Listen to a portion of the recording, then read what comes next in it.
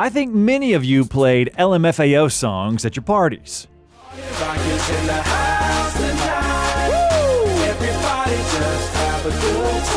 However, behind vibrant characters like redfoo and Sky Blue, a situation lurks that is not as happy as it might seem. It all got to the point where Sky openly admitted that redfoo didn't really care about their group, that he only cared about how to make more money. To get a better idea of what led to such a relationship and why LMFAO are no longer together, it's worth going back to the very beginning of their music career to see how they started making music and how they achieved success. It's worth directly noting that Sky Blue is actually Stephen Kendall Gordy, who happens to be redfoo's nephew. Redfoo's real name is Skylar Austin Gordy. Redfoo is the son of the legendary Berry Gordy, the founder of the iconic Motown Records label company, which is the first sound recording label company that was founded by an African American. Motown paved the way for black artists into the mainstream and became the starting point for legends such as Stevie Wonder and Michael Jackson. However, even if you come from a golden family, it does not guarantee success. Redfoo began making his first moves in the music industry back in the 90s.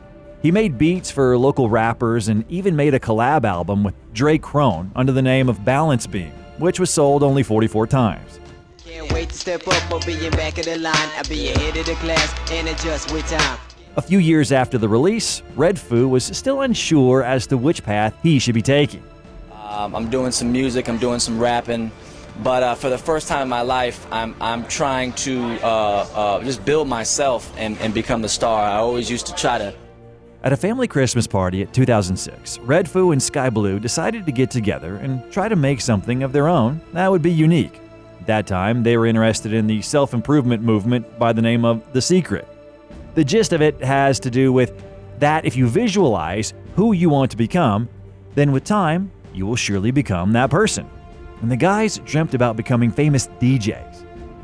In that same year of 2006, and thanks to DJ AM, the guys started to make their way into the party of the electronic musicians of the city. Initially, the group was called Sexy Dudes, but then, taking the advice of Sky Blue's grandma, they changed the name to LMFAO, which is the abbreviation that stands for Laughing My Effing Ass Off. What had a large impact on the nature of their sounds was the Melbourne Shuffle, which is a dance style that later became part of their signature look.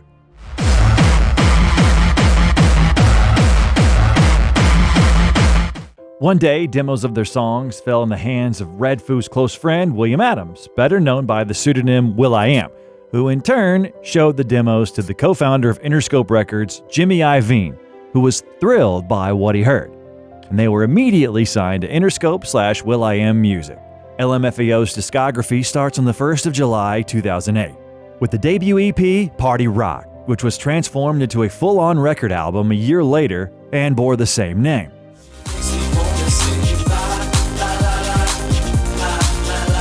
Miami trick.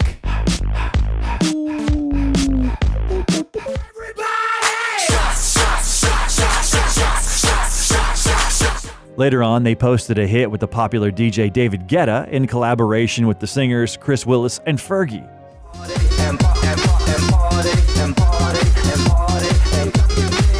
And at the beginning of 2011, their life-changing track, Party Rock Anthem, was released.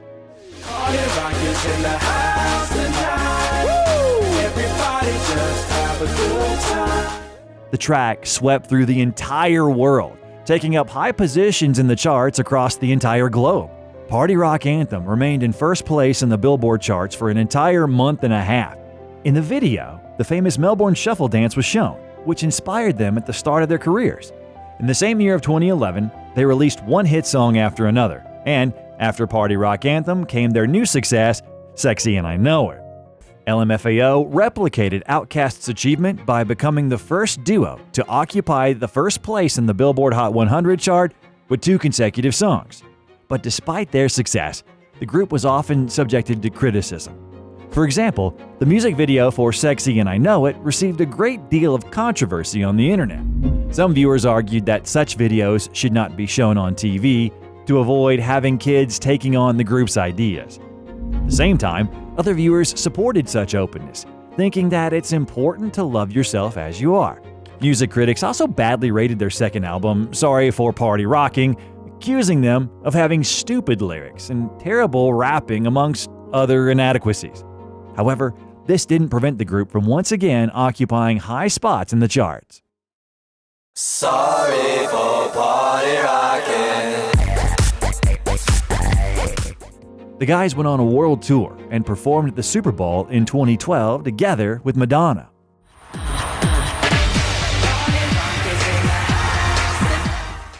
However, after this performance, their success came to an end, and rumors about the duo's possible splitting grew stronger. 3 months later, there were talks that they started arguing over the money that they had earned from their Super Bowl performance and their major hit songs. This is what sources wrote. This morning, the always accurate gossip column claims that LMFAO's redfoo and Sky Blue are feuding over the millions they have made from smashes, including Party Rock Anthem, Shots, and Sexy and I Know It. Redfoo has always been promoting himself, doing his own thing, a source said, resulting in his getting more 100K a night DJ gigs than Sky Blue. He has a regular residency called Party Rock at Vegas Club Marquee, and sources say redfoo's use of the band's Party Rock title for his personal events has become a sore point.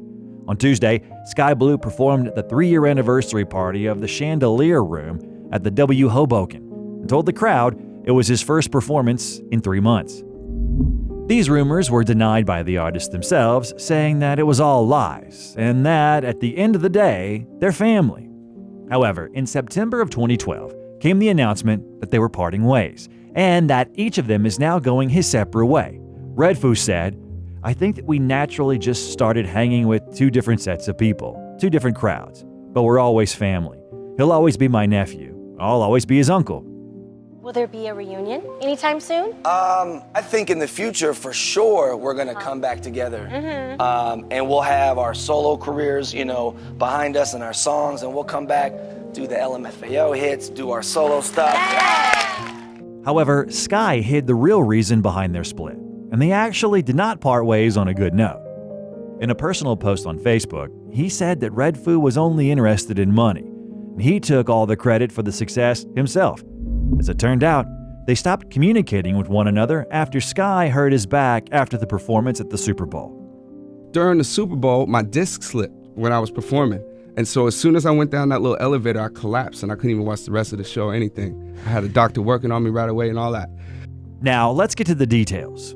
In the same post, Sky spoke about the betrayal from his uncle, who pocketed all the royalties from LMFAO.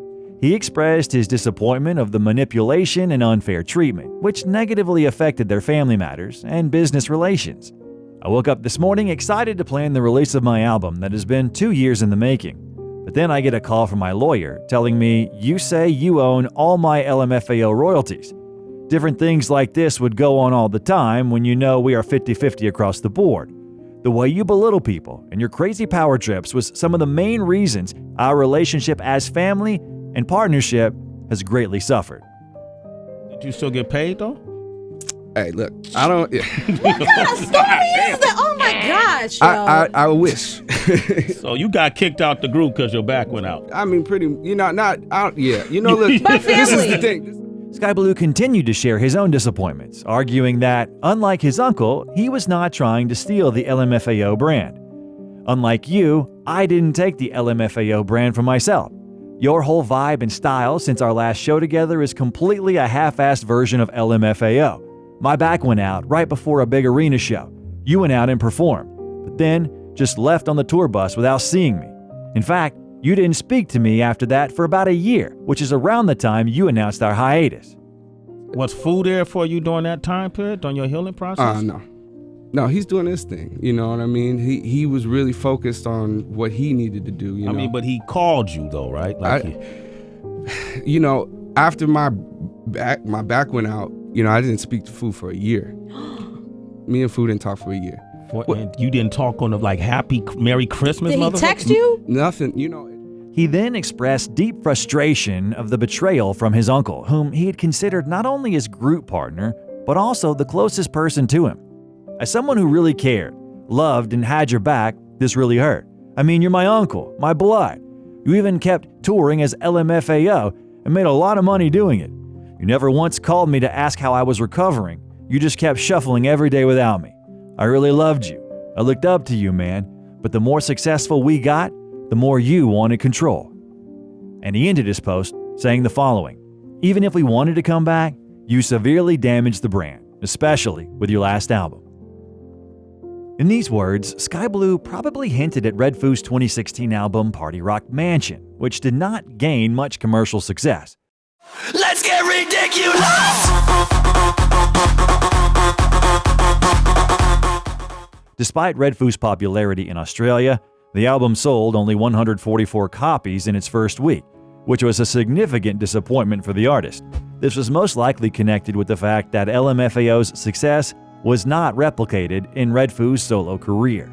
At the same time, things weren't looking so good with Sky. He fully changed his look and his pseudonym, and began making music in a slightly different style. With his new style, he managed to get a maximum of 2.6 million views. It's how I do. Yeah. 3 for me, 3 for you.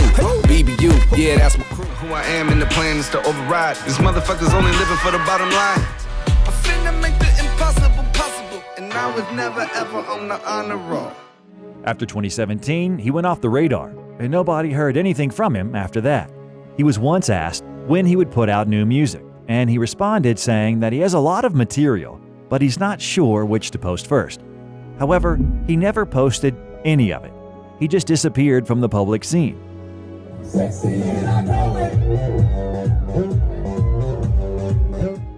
His uncle was also not particularly active. In 2023, he returned with the song Long Live Party Rock. Long live Party Rock!